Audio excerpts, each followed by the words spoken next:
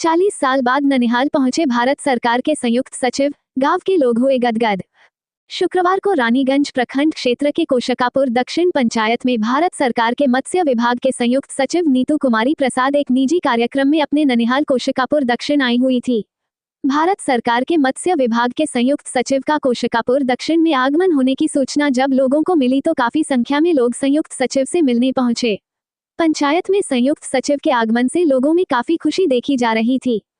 बीते दिनों की याद कर संयुक्त सचिव ने कहा कि इस गांव में 40 वर्ष पूर्व बचपन में ननिहाल आए हुए थे। उस वक्त गांव में एक बरगद का पेड़ हुआ करता था। उस पेड़ के पास खेला करते थे। अपने मामा मामी मेरे भाई के साथ वर्षों पूर्व बिताए पल को याद कर वे फुले नहीं समाये। संयुक्त सचिव होते हुए भी गांव के धूल मिट्टी भरी दरवाजे आंगन में बैठकर ननिहाल वालों के साथ फुर्सत के पल को बिताकर साथ साथ भोजन कर काफी गौरवान्वित महसूस किए। मौके पर मौजूद लोगों को संबोधित करते हुए नीतू कुमारी प्रसाद ने कही कि हम लोग विकास के ओर काफी तेजी से बढ़ रहे हैं, लेकिन और तीव्र गति से विकास की दरकार है। उन्होंने लोगों से कृषि के साथ साथ मछली पालन, डेयरी, बकरी पालन व इस तरह के अन्य का रोजगार सृजन करने को लेकर युवाओं से आगे आने की अपील की ताकि युवा व समाज का विकास हो सके। उन्होंने इस तरह का रोजगार के लिए पंचायत वासियों को हर संभव सरकारी सहायता दिलवाने की आश्वासन दिया।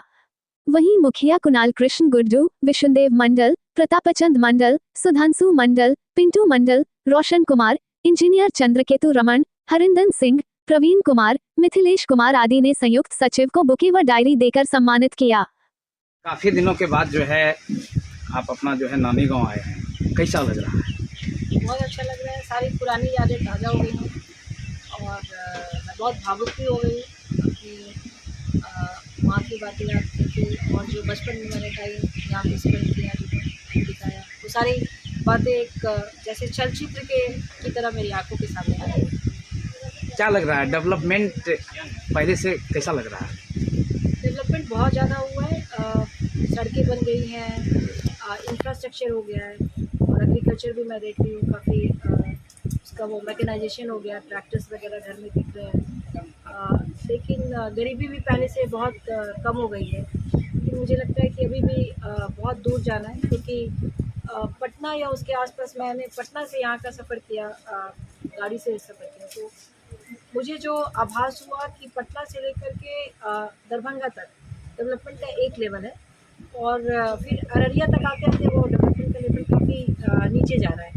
तो एक उसका कारण हो सकता है कि यहाँ पे जो मेन लोगों का डेवलप जो भी जीवनोपाधि, जो उनके लाइवलीहुड का या जीवनोपाधि का वो एक साधन है, वो खेती है। तो सिर्फ अगर खेती पे हम डिपेंड रहेंगे तो डेवलपमेंट कभी भी पूरा नहीं हो सकता है। अगर लोगों को यहाँ की गरीबी से बाहर निकलना है तो खेती पे आधारित जो भी फूड प्रोसेसिंग यूनिट होते हैं, जैसे कि आप हल्दी बनाने से कुछ उसका वैल्यू ऐड करके कुछ आइटम बनाएं, या फिर मक्का यहाँ पे बहुत होता है तो मकई से कुछ और उसका कॉर्नफ्लेक्स बनाएं, या फिर उस तरह के फूड प्रोसेसिंग जो यूनिट होते हैं उस तरह की यूनिट लगाई जाए। या फिर एग्रीकल्चर के साथ जो दूसरे अनुबंध डिपार्टमेंट हैं, जैसे कि आपका मछली मत्स्य पालन है या फिर आपका डेयरी है, गाय या फिर बकरी आप पालें और उसके दूध को यहाँ के जो किसान हैं वो एक कोऑपरेटिव बनाएं, उस कोऑपरेटिव के साथ उसका अच्छा मार्केटिंग हो, एक लिंक पैदा किया जाए। और सबसे बड़ी बात, ये सारा कुछ करने के लिए लोगों में लगन तो है, लेकिन उनको पता नहीं है कि कैसे जाया जाए। जितने भी लोगों से मैंने बात की तो मुझे एक ही समझ में आया कि सबका लक्ष्य एक ही है कि हम सरकारी नौकरी प्राप्त करें।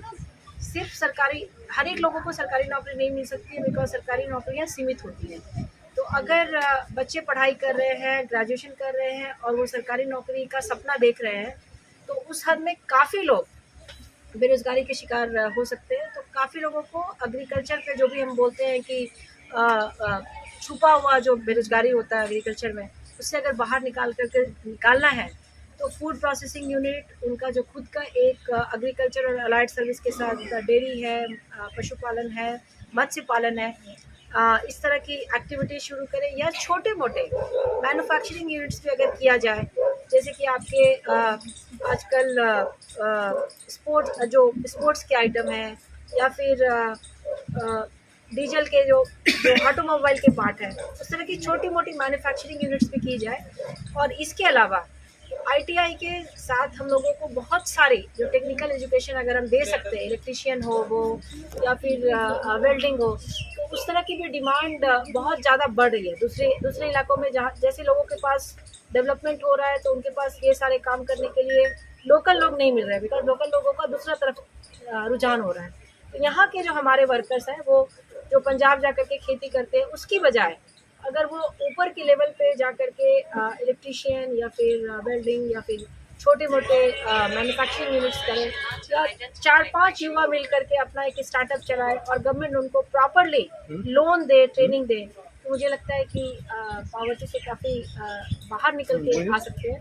तो एक संस्थागत स्तर पे जो चेंजेस होते हैं उसकी बहुत ज़रूरत है, क्योंकि गवर्नमेंट एक हद के बाद कुछ ज़्यादा कुछ नहीं कर सकती। गवर्नमेंट इंफ्रास्ट्रक्चर कर सकती है, गवर्नमेंट लोगों को बता सकती है कि आप पढ़ो स्कूल में जा कर के, बट स्कूल में पढ़ने के बाद अपने पैर पे खड़े होने के लिए लोगों को खुद अपनी विल पावर, अपनी सोच और अपने इनोवेशन से आगे बढ़ना होगा। तभी हमको लगता है कि एक जो आजकल वेस्टर्न यूपी है, अब मैं आसपास के एरिया की बात करूँगी, या फिर आपका नोएडा है और वहाँ पे बहुत सारे बिहारी हैं, गुड़गांव है, वहाँ पे बहुत सारे बिहारी हैं। तो उस लेवल तक हमें पहुँचना है और बिहारियों में इंटेलिजेंस की, एजुकेशन की कमी नहीं होती है। उस लेवल पे पहुँचने के लिए हमें ये सारा कुछ। भारत सरकार का मत्स्य विभाग के जो है संयुक्त सचिव अररिया जिला के रानीगंज प्रखंड आए हैं। क्या यहाँ के किसानों को आपसे जो है बेहतर सुनहरा अवसर का कोई मौका? मैं यही सोच करके भगवान से प्रार्थना करती हूँ कि शायद मेरा यहाँ पर आना एक शुभ शुरुआत की हो जाए, और मे भी भगवान ने जस्ट एक संदेशा भेजा है कि हाँ, यहाँ के फार्मर को अगर इनकम डबल करना है तो वो दूसरे एरिया की भी तरफ अपना रुख करें। सिर्फ धान की खेती से आप कभी भी एक जो आपका सर्कल है, मतलब सबसिस्टेंस एग्रीकल्चर बोलते हैं कि मैं सिर्फ अपना खाने पीने के लिए कृषि करता हूँ, उससे आप बाहर नहीं निकल पाएंगे। तो प्रधानमंत्री मत्स्य संपदा योजना हमारे माननीय प्रधानमंत्री की शुरुआत की हुई योजना है। 2019 में ये शुरू हुई है, अभी ऑलमोस्ट इसका 5वां साल चल रहा है। और इस स्कीम 20,000 करोड़ की स्कीम है ये। इस स्कीम के माध्यम से हमारे जो फार्मर्स हैं, जो किसान हैं, उनको हम बोलते हैं कि आप अपने कृषि करते हुए, आप जो भी उपजाते हैं उस करते हुए साथ में अगर आप मत्स्य पालन भी करें। और यहाँ इस एरिया में तो इतना पानी है, इतने पोखर है, तो जो 2-3 महीना में मुझे बताया गया कि जैसे जो मछली आती है उसको पकड़ लेते हैं, तो जो इसको एक एडहॉक बेसिस पे किया जा रहा है, मतलब जितना मिल रहा है उसको कर दे, उसकी जगह उसको अगर प्रोफेशनल तरीके से किया जाए, अगर उसको प्रॉपर ट्रेनिंग के साथ, प्रॉपर पॉन्ड बना करके, फीड दे करके, सीड दे करके, और कुछ मछलियाँ होती हैं जो कि जिनका ग्रोथ बहुत फास्ट होता है, अगर आप उसको नॉर्मल मछली को लाएंगे तो वो 3 महीने में उसका ग्रोथ होगा। और अगर थोड़ी सी मॉडिफाइड मछलियाँ जो कि हमारी हैचरीज में उपलब्ध हैं, जिनके बीज, उनका ग्रोथ बहुत ही फास्ट हो जाता है, मतलब 3 महीने में उनका जो वेट है वो 3 kg 4 kg हो जाता है, तो उससे आपको ज़्यादा पैसे मिलेंगे। तो इस तरह की ट्रेनिंग दे करके अगर हम एक सहायक गतिविधि के रूप में कृषि के साथ इसको भी करें, तो मुझे लगता है कि एक बहुत ही अच्छी शुरुआत होगी। बिकॉज गवर्नमेंट का ऑलरेडी सब्सिडी है, 40-60 सब्सिडी आपके मछली के बीज से लेकर के, टैंक लगाने से लेकर के, उसकी फीड के लिए या फिर उसकी मार्केटिंग के लिए, सब के लिए पैसा उपलब्ध है। लोगों को जागरूकता लानी चाहिए। बिकॉज मुझे दिखा नहीं, यहाँ पे कहीं भी एक साइड में दिखा नहीं। मुझे ये भी बताया गया बिहार के फिशरीज डिपार्टमेंट की तरफ से कि दरभंगा तक फिशरीज डिपार्टमेंट ने बहुत काम किया हुआ है, और इस एरिया में भी छिटपुट हुआ है, बट एक व्यापक स्तर पे जैसे बेतिया, समस्तीपुर, दरभंगा, इस तरह में जितना मछली पालन है वो इस स्थाई पे, अररिया पे नहीं पहुंच पाया। तो अगर हम थोड़ा सा पुश करें, अगर हम गवर्नमेंट की तरफ से यहाँ के लोगों को जानकारी दें और थोड़ा सा संसाधन भी मुहैया कराएं, तो ज़रूर वो लोग आगे आएंगे। ननिहाल से जुड़े हुए कुछ बचपन की यादें बताइए। यहाँ पे मैं अपने परिवार के साथ आती थी गर्मियों की छुट्टी में, और वो बरगद के पेड़ के नीचे हम लोग बहुत खेलते थे, तो बहुत अच्छी यादें। और ये गांव अभी भी मैं जब आई सफ़र करके तो मुझे बहुत सुंदर लगा। हरे भरे खेत है, शांत वातावरण है, और प्राकृतिक सुंदरता बहुत ज़्यादा है। तो उस समय हम लोग जितना खेलते थे, और जो बहुत ही विश्रांतिपूर्ण क्षण, बचपन की जो सुनहरी यादें होती हैं, वो मेरे मनस्मरण में आज भी जिंदा है। अभी आपके ननिहाल फैमिली में कौन कौन है था, उसका परिचय बताइए। हमारे ये मंझले मामा है, ये एजुकेशन डिपार्टमेंट से डी जॉब करके रिटायर हुए। ये हमारे बड़े मामा हैं, ये कृषि करते हैं और अभी भी बहुत एक्टिव हैं। वो हमारे मामा के बेटे हैं। ऐसे ही ये हमारे मामा के बेटे हैं। तो ये पूरा परिवार जो होता है एक एक्सटेंडेड फैमिली है। फुफेरी, ममेरी, चचेरी, मौसेरी सभी लोग यहाँ पे हैं, बड़ा परिवार है। और ये जो टोला है या फिर जो भी इसको मोहल्ला बोलेंगे, तो बेसिकली ये गडरियों का टोला है। और मुझे लगता है कि इसको और इस एरिया को और ज़्यादा बढ़ाने के लिए बहुत शक्ति और सामर्थ्य की ज़रूरत है। Thank you. अपने फैमिली के बारे में कुछ बताइए। आपके हस्बैंड क्या करते हैं और हस्बैंड के साथ कभी यहाँ आए हैं? मैं यहाँ पे 42 सालों के बाद आ रही हूँ। जब मैं लास्ट टाइम आई थी तो मैं 8 साल की थी। और फिर ऐसा हुआ कि संपर्क ख़त्म हो गया और नहीं आ पाई। इस बात का भी मुझे बहुत दुख है कि बीच में हमारा जो भी कनेक्शन था वो नहीं हो पाया। तो इस बार मुझे लगा कि वो जो भी टूटी हुई कड़ियाँ उनको ज़रूर जोड़ना चाहिए और सारे अपने रिश्तों को संभाल करके चलना चाहिए। तो इसलिए मैं यहाँ पे आई और मुझे मिल के सबसे बहुत अच्छा लग रहा है। मेरे हस्बैंड एक IPS ऑफिसर है और अभी वो गृह मंत्रालय में CEO Indian national coordination centre for cyber crimes की CEO की भूमिका निभा रहे हैं। और ये संस्था जो है पूरे देश में जितने भी साइबर क्राइम्स होती है, आजकल साइबर क्राइम्स आप जानते हैं कि डिजिटल क्राइम्स या फिर फाइनेंशियल क्राइम्स बहुत ज़्यादा बढ़ गए हैं। तो ये संस्था पूरे देश के साइबर क्राइम्स और पुलिस विभागों से कोऑर्डिनेशन करके उनको रोकथाम की, बैंकों से कोऑर्डिनेशन करती है, RBI से कोऑर्डिनेशन करती है। और वो डिफरेंट स्ट्रक्चर, बिकॉज ये नया एरिया है, तो एक संस्थागत फ्रेमवर्क, लीगल फ्रेमवर्क लाने की भी कोशिश करी है, जिससे कि साइबर क्राइम की ना केवल रोकथाम हो, बट उसे अपराधी को पकड़ के लॉ के अंदर उसको कारावास भी भेजा जा सके, जो जिसकी अभी लीगल फ्रेमवर्क अभी एब्सेंट है। यहाँ के युवाओं को क्या संदेश देना चाहेंगे जो सरकारी नौकरी और IAS का ख्वाब देखते हैं? कैसे उस मुकाम को हासिल किया जा सकता है? कुछ छोटा सा मंत्र। मेरा एक ही मंत्र है कि सरकारी नौकरी के लिए और IAS के लिए आप लोग ज़रूर पढ़िए, ज़रूर मेहनत कीजिए। लेकिन एक सत्य ये भी है कि सभी लोग IAS नहीं बन पाएंगे और नहीं बन सकते हैं, बिकॉज नंबर तो लिमिटेड है। सभी लोगों को सरकारी नौकरी नहीं मिल सकती है, बिकॉज लिमिटेड है। तो सरकारी नौकरी के अलावा और भी बहुत सारे नए नए क्षेत्र खुल रहे हैं। आपका इंजीनियरिंग का फील्ड है, अगर आप इंजीनियर नहीं भी बन सकते हैं तो कंप्यूटर का फील्ड है। कंप्यूटर करके अगर आप डेटा साइंस, आजकल डेटा साइंस, डेटा एनालिटिक्स बहुत नया एरिया है। अब बहुत सारे आर्टिफिशियल इंटेलिजेंस, जहाँ पे भी बिहार में जितने भी कॉलेज हैं इस तरह के, वहाँ पे तो आप ज़रूर कोशिश कीजिए, बाहर भी निकलने की कोशिश कीजिए। जहाँ पे भी इस तरह की पढ़ाई होती है अपने बच्चों को भेजिए। सिर्फ सरकारी नौकरी से हमारे सपने आधे ही रह जाएंगे, बिकॉज दुनिया बहुत बदल रही है और नए नए तरह तरह के जॉब खुल रहे हैं। आप मीडिया की देखिए, मीडिया में ही कितने कल्पनातीत चेंजेस आए हैं, कल्पनातीत परिवर्तन हुआ है। अगर हम टाइम के साथ नहीं अपने आप को बदलेंगे और पुराने टाइम के साथ ही चलते रहेंगे तो हमारा विकास भी रुक जाएगा। तो जो नई पीढ़ी की जो नई सोच है उसके साथ कदम मिला करके आप अपना डेवलपमेंट बहुआयामी तरीके से कीजिए। सिर्फ एक सरकारी नौकरी पे मत स्थिर रहिए, तो ज़रूर सफलता मिलेगी। यहाँ के किसानों के लिए, यहाँ के अपने ननिहाल के गांव के नाम को कुछ ऊंचा उठाने के लिए कुछ कदम आपका इस एरिया में कुछ ऐसा कुछ करने की भावना, ताकि लोगों को यहाँ के आपका लाभ मिले?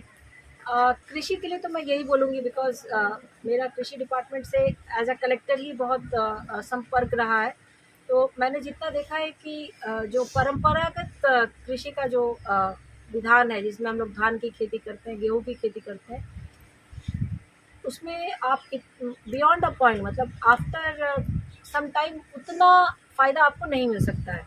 लेकिन अगर कैश क्रॉप है, आप मक्का की बात कर लें या फिर मिर्च की बात करें या फिर सब्जियों की बात करें, आप देखिए धीरे धीरे लोग टाउन की तरफ जा रहे हैं। यहाँ के लोग पूर्णिया जा रहे हैं, पटना की आबादी इतनी बड़ी है, पटना इतना बड़ा हो रहा है, तो लोगों के पास पैसा आ रहा है धीरे धीरे।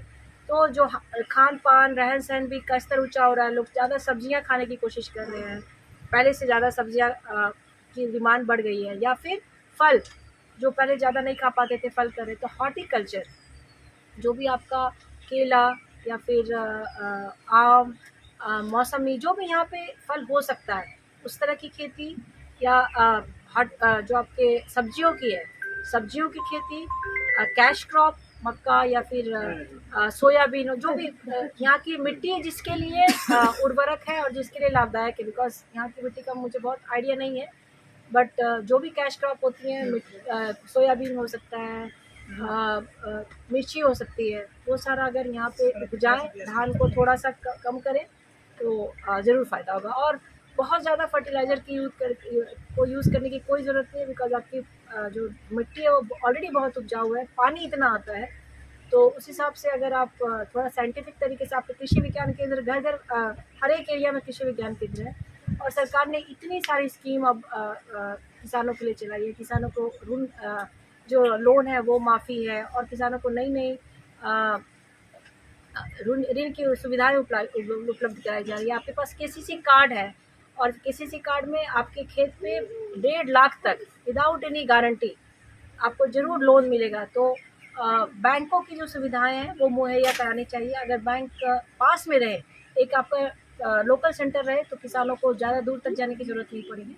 तो वो सारी चीज़ें भी अगर यहाँ पे उपलब्ध हो जाए, कृषि विज्ञान केंद्र भी पास में रहे जो अच्छी फार्मर्स को ट्रेनिंग दे, नए नए बीज बताए, क्या क्या मार्केट में नया आ रहा है वो बताए। क्योंकि अगर आप टेक्नोलॉजी यूज़ करेंगे तो आपका उत्पादन, जो उत्पादकता है, जो प्रोडक्टिविटी है, वो बढ़ेगी और आपका मुनाफा ज़्यादा होगा।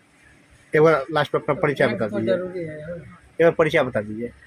मैं नीतू कुमारी प्रसाद, मैं गवर्नमेंट ऑफ इंडिया में, भारत सरकार में joint secretary, ministry of agriculture and animal husbandry, जो कि पशुपालन और डेयरी और मत्स्य विभाग के नाम से जाना जाता है, वहाँ पर काम करती हूँ। यहाँ पर पटना में कल हमारे माननीय मुख्यमंत्री जी श्री नीतीश जी और हमारे माननीय कैबिनेट मिनिस्टर राजीव रंजन सिंह जी एक ड्रोन का एक प्रोटेक्शन करने वाले हैं। तो उस ड्रोन एक नई टेक्नोलॉजी है, जैसे मैंने अभी बताया कि लोगों को जो नई नई तकनीक है उसका सहारा लेकर के आगे बढ़ना चाहिए। तो जो ड्रोन नई तकनीक है उससे हम फिशिंग सेक्टर में क्या क्या नई चेंजें ला सकते हैं।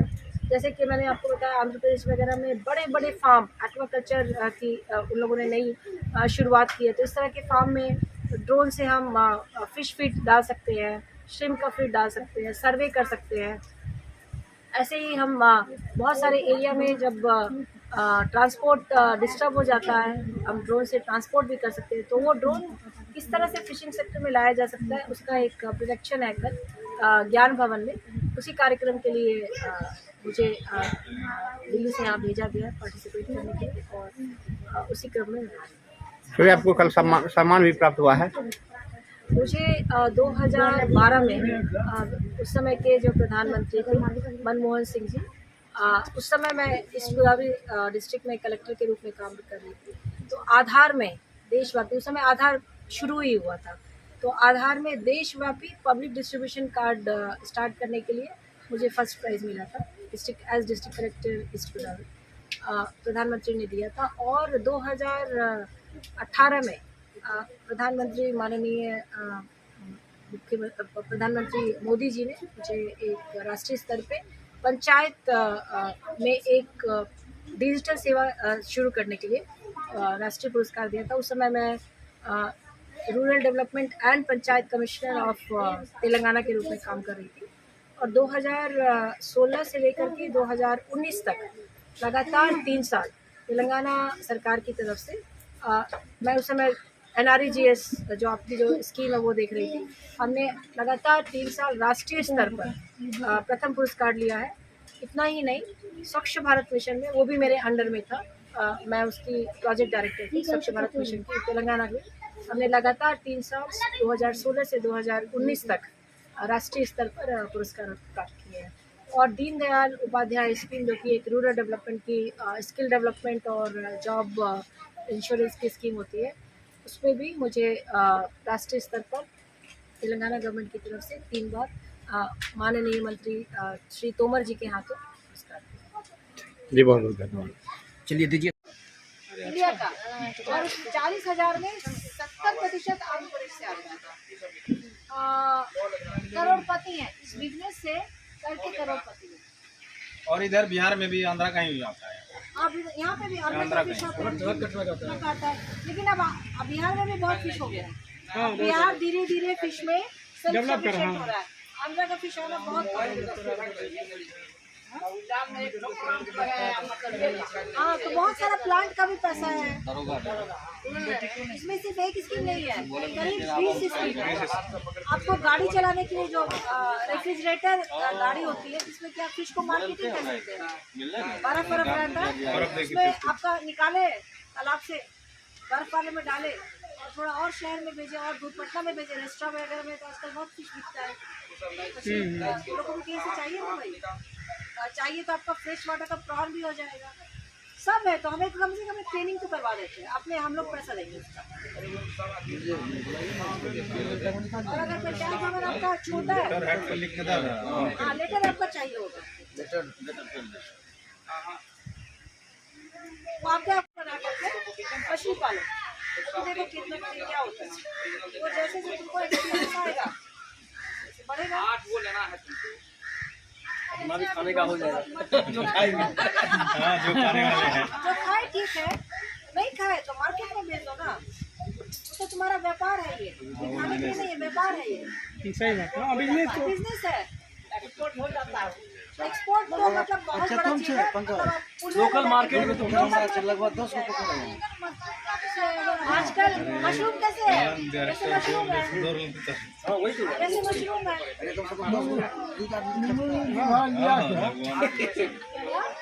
विभाग कोई लेता नहीं है, ऑटोमेटिक अलॉट होता है, ऑटोमेटिक अलॉट होता है। अगर हमको कॉमर्स मिलता तो हम आपको कुछ हेल्प नहीं कर पाते। क्यों? क्योंकि कॉमर्स हम दूसरे देश से करते हैं, आपको क्या हेल्प होता है? कम से कम हम मछली पालन में हम आपको हेल्प कर सकते हैं। एग्रीकल्चर से रिलेटेड।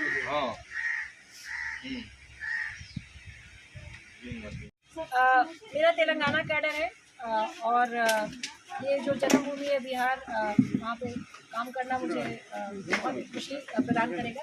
ये हमारे मुखिया जी हैं और इनसे मैंने अनुरोध किया है कि वो इस गांव में एक ट्रेनिंग प्रोग्राम शुरू करने के लिए दरखास्त है और हम यहाँ के जो फिशरीज डिपार्टमेंट है वहाँ से एक स्किल डेवलपमेंट प्रोग्राम यहाँ पे शुरू करेंगे।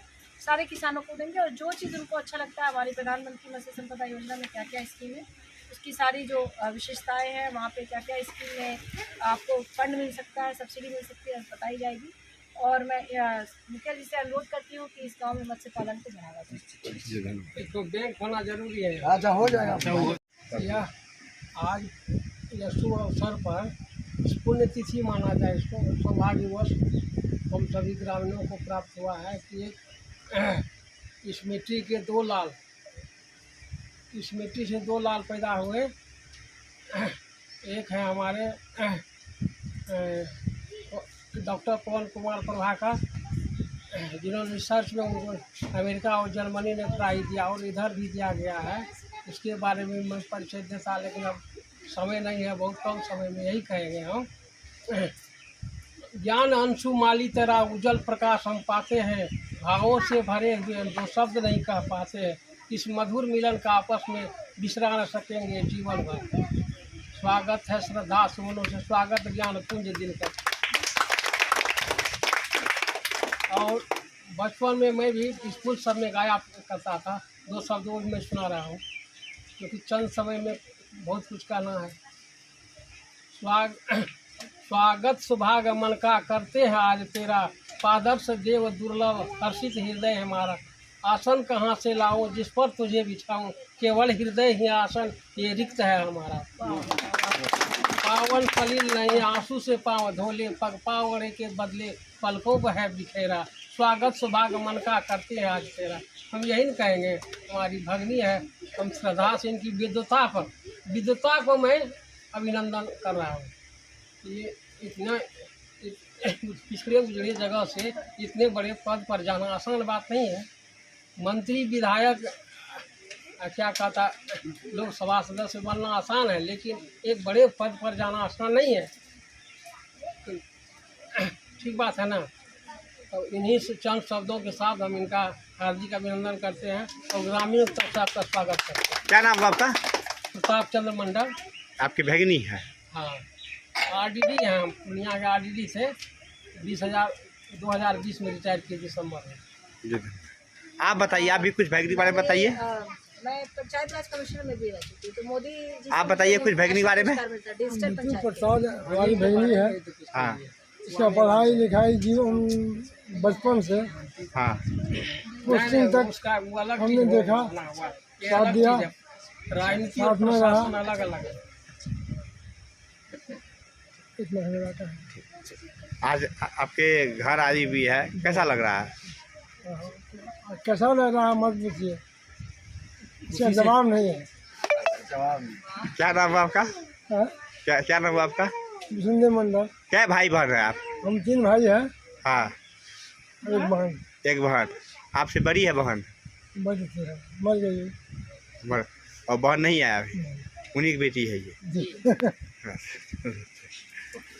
कृपया चैनल को सब्सक्राइब फॉलो कीजिए।